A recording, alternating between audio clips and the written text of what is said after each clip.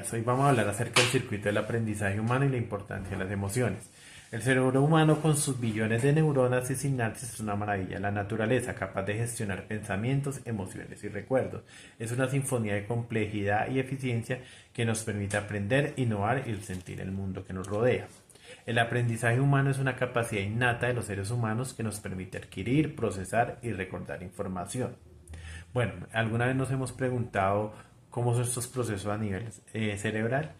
Bueno, entonces nuestro cerebro está compuesto por billones de neuronas que se comunican entre sí a través de la sinapsis.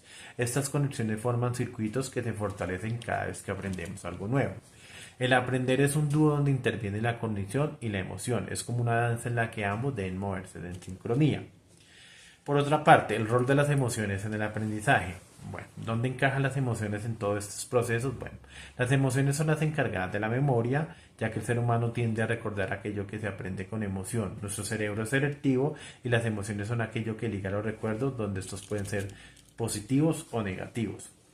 Nuestro cerebro, por otra parte, es curioso, alimentado por las emociones y la fascinación, es la chispa que llama al aprendizaje continuo, impulsándonos a explorar, descubrir y entender el mundo que nos rodea con una pasión insaciable. Entonces aquí es importante, digamos, que a través de las emociones como detonante del aprendizaje, digamos que tratar de que nuestros estudiantes capten el interés sobre pues, determinados temas, cosas que a ellos se les apasionen, les gusten, digamos en mi caso, a mí me gustan mucho cuestiones del universo. Yo recuerdo mucho a una profesora en el colegio que nos enseñaba cosas del universo a través digamos que de maquetas que ella misma traía.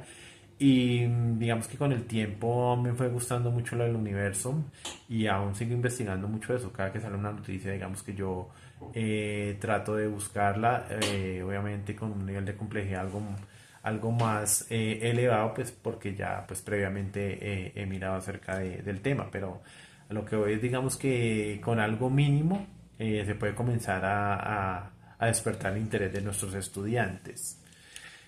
Por otra parte, la curiosidad, pues como primer factor a tener en cuenta en el aprendizaje, digamos que se alimenta de las experiencias, ¿sí?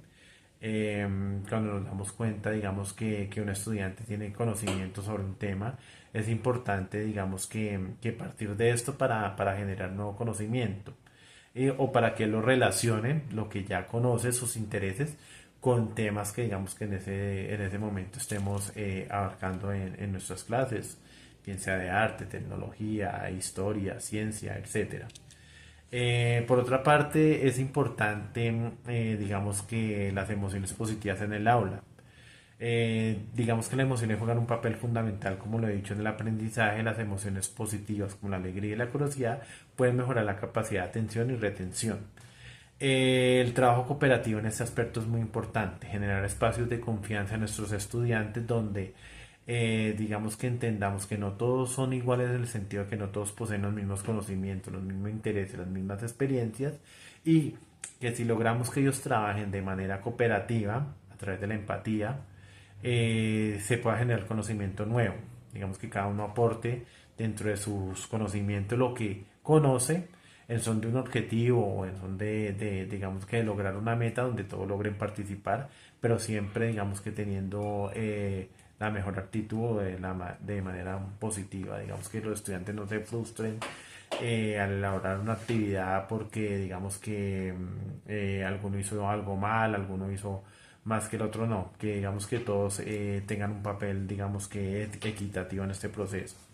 Entonces algo que es importante es que la escuela debe propiciar estos espacios de confianza que permitan potenciar el aprendizaje de nuestros estudiantes. Bueno, por otra parte vamos a pasar a mirar, teniendo en cuenta lo que dije anteriormente, el circuito del aprendizaje humano. Bueno, entonces, ¿cómo comienza este circuito? Entonces las emociones actúan como el detonante inicial del aprendizaje. La percepción a través de nuestros sentidos envía ondas al cerebro y devuelve información del entorno, que es lo que capta el interés. Posterior a esto, digamos que estas ondas viajan a algo que es como la memoria a corto plazo, que es donde se integra lo percibido. Esta memoria procesa el 55% de la información más o menos que recibimos y dura aproximadamente 15 minutos. Posterior a esto hay un viaje a través de la amígdala la cual es generalmente relacionada con el miedo y es asociada con el aprendizaje. En este proceso se analiza qué información sirve y cuál no, donde se realiza también el principio de asociación de dicha información. Entonces lo que recogemos de nuestro entorno pasa a la memoria a corto plazo, después a la amígdala y de ahí se selecciona dicha información. Después de esto pasamos al hipocampo, situado en lo que se conoce como el sistema límbico y está muy relacionado tanto con los procesos mentales relacionados con la memoria como con aquellos que tienen que ver con la producción y regulación de los estados emocionales. Si hay atención e interés, se produce una atención endógena. Entonces, esta atención endógena, por otra parte, también conocida como atención voluntaria, es el proceso mediante el cual dirigimos nuestro foco de atención de manera consciente y deliberada hacia estímulos específicos de nuestro entorno. Este tipo de atención es controlada internamente y depende de nuestros objetivos, intereses y expectativas. Bueno, la atención endógena, al ser un proceso que implica un alto grado de control cognitivo y esfuerzo mental, puede contribuir a la estimulación cognitiva. Esta estimulación es conocida por fomentar la neurogénesis, especialmente el hipocampo, perdón, en una región del cerebro asociada con la formación de nuevas neuronas. Bueno, ¿qué es este proceso de neurogénesis? Entonces, la atención endógena está asociada con la plasticidad cerebral, también la capacidad del cerebro para reorganizarse y formar nuevas conexiones neuronales. La neurogénesis es un aspecto de la plasticidad cerebral. Cuando ejercitamos nuestra atención de manera intencional, estamos promoviendo cambios adaptativos en el cerebro que pueden incluir la generación de nuevas neuronas. Por otro lado, el hipocampo en la generación y recuperación de los recuerdos. Bueno, como hemos hablado, el hipocampo es una región muy importante en este proceso, ya que se encarga de coordinar, distribuir y vincular recuerdos en otras áreas de la corteza cerebral, buscando conocimientos, experiencias previas para facilitar su procesamiento. El hipocampo no contiene recuerdos, sino que actúa como un nodo de activación que permite que se activen distintos recuerdos distribuidos en diferentes partes del encéfalo. Entonces, el hipocampo tiene como función, digamos, que ser un mediador, ¿sí? Se encarga de buscar en nuestro cerebro, digamos, que aquellos recuerdos, ¿sí? Y asociarlos con la experiencia nueva que estamos teniendo. Por eso es importante las experiencias positivas y negativas, como lo decía antes. Si hay una experiencia positiva, digamos que es muy fácil que la persona, digamos que afiance su aprendizaje, pero si por lo contrario fue muy negativa esa experiencia, la persona va a tener rechazo a seguir en esa parte del aprendizaje, pues por las experiencias previas que ha tenido. Posterior a esto, pues digamos que existe el proceso de automatización que se logra a través de la práctica constante, ¿sí? Donde esta información se logra convertir en conocimiento, ¿sí? Y que por otra parte se almacena en la memoria a largo plazo. Entonces, pasamos de una memoria a corto plazo inicial, ¿sí? A una memoria a largo plazo donde ya digamos que se afianzan los conocimientos, donde se guarda digamos que el aprendizaje, donde se afianza, donde es permanente, ¿sí? Entonces esto se logra a través de las conexiones neuronales fortalecidas, ¿sí?